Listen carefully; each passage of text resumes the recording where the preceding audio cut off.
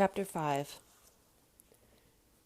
The grass was spongy with dew, and the air was cool and sweet, filling his lungs until they pressed against his ribs and a stitch ran up and down his side. Then he was crunching over gravel. The sky was blood red. It was going to be another warm day, but not yet. He couldn't help smiling. He'd sing if he had the breath. He was all alone in the park. The birds were chattering in the overhanging trees, sitting on their stoops, telling all the bird gossip. Smooth and easy. Alfred, build up the wind and the legs. Smooth and easy. Pick up those feet. The breeze streamed past his cheeks, cooling, and the muscles of his legs stretched and got warm, and his elbows swung along his sides, and the silly smile grew wider, and he thought he'd burst from the joy of, "Hold it right there." Two policemen stepped out from behind a bush, and the birds stopped their chatter. "Where are you going this time of morning?" "I'm running." "I can see that," said the smaller cop. "Where are you running to?" "Just running, officer. I'm in training." "For what?" asked the bigger cop. "Boxing," said Alfred. The two policemen looked at each other, and the little one winked. "Oh, yeah, I know you. Fighting for the heavyweight championship of the world next week, right?" Alfred shook his head. His mouth suddenly felt dry and gritty, and his tongue thick.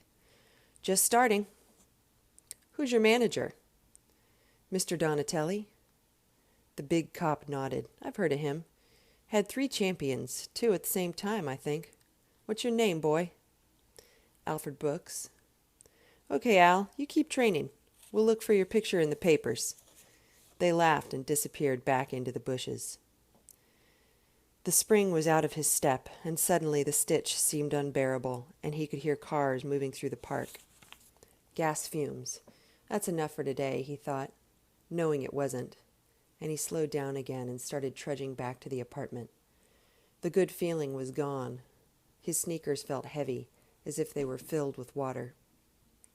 Aunt Pearl was bustling around the kitchen, getting the girls ready for school when he came in.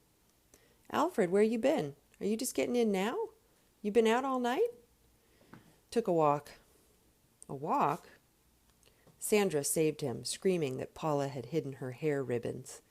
Aunt Pearl got busy quieting them down, feeding them breakfast, helping Charlene make the lunch sandwiches. When the girls finally left for school, Aunt Pearl turned back to Alfred, her eyebrows raised. "Now, where you been?" "Just went out. Couldn't sleep." "Where you been you need the alarm clock?" "Took a walk." "You said that already, Alfred. You look at me now. Are you in trouble?" "No." Her voice dropped to a whisper. "Somebody after you for something?" "No." "I ain't going to press you, Alfred. You do a man's work, and I ain't going to treat you like a boy. But I know something's wrong. We eat all right, don't we?" "Yes." "We ain't on welfare. The rent's paid up. We got nice Sunday clothes. We're doing all right. Did your Uncle Wilson get you all upset?" "Uncle Wilson?" "I heard him bragging about Jeff. You do all right, too. You got a job.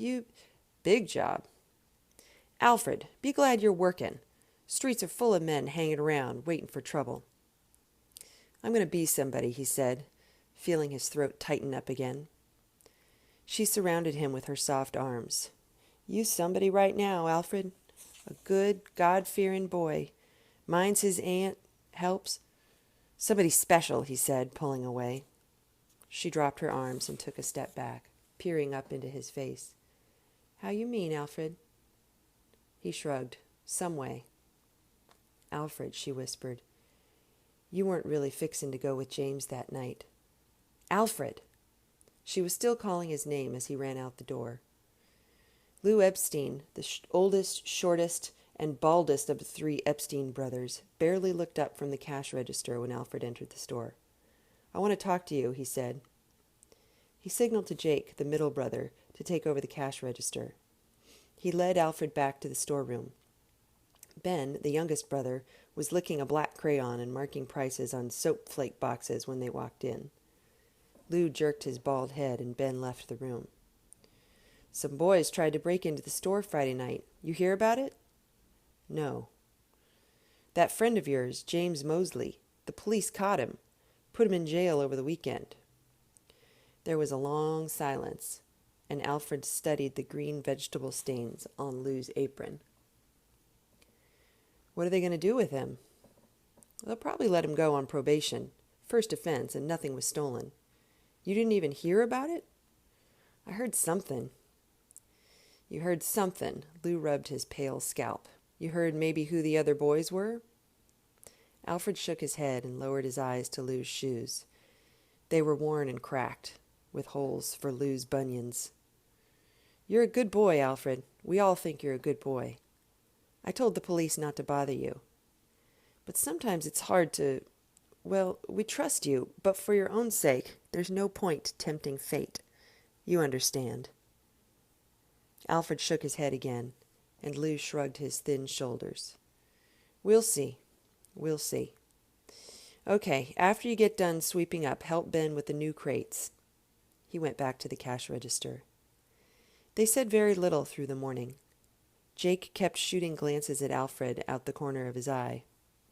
Even Ben was quiet. Ben, who always asked Alfred how he had spent his weekend, and then winked knowingly when Alfred said he had seen some movies, watched television, and hung around. There was tension in the store, as thick and heavy as the air before a rainstorm. Aunt Pearl sensed it, too, when she came in on her way to work.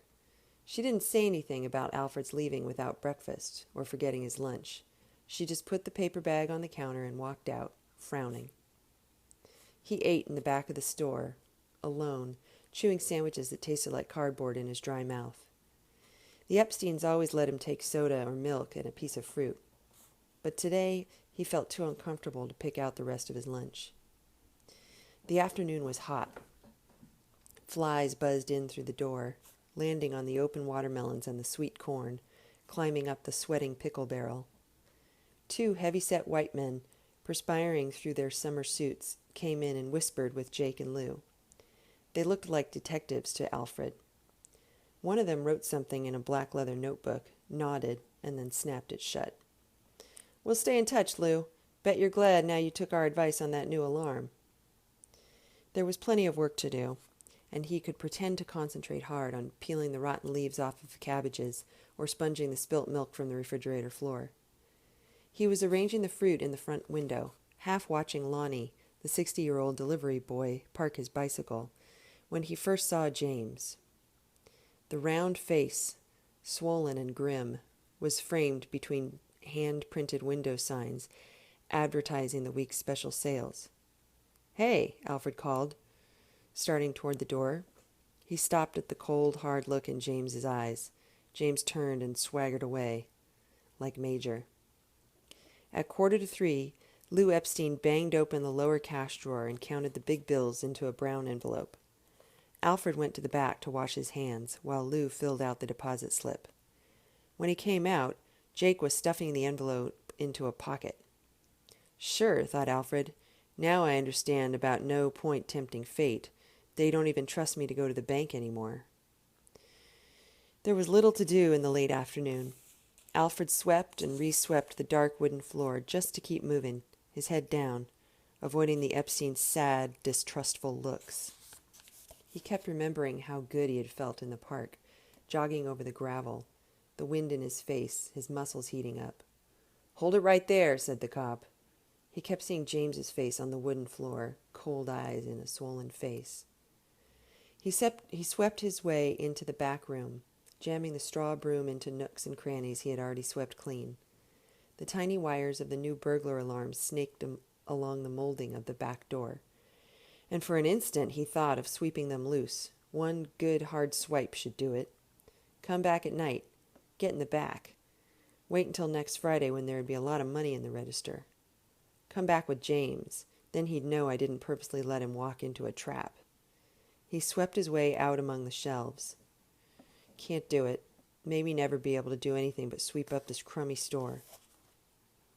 Nothing's promised you. That's what Mr. Donatelli said. Why'd I have to go up there, listen to all that foolishness, get excited about it like a little kid?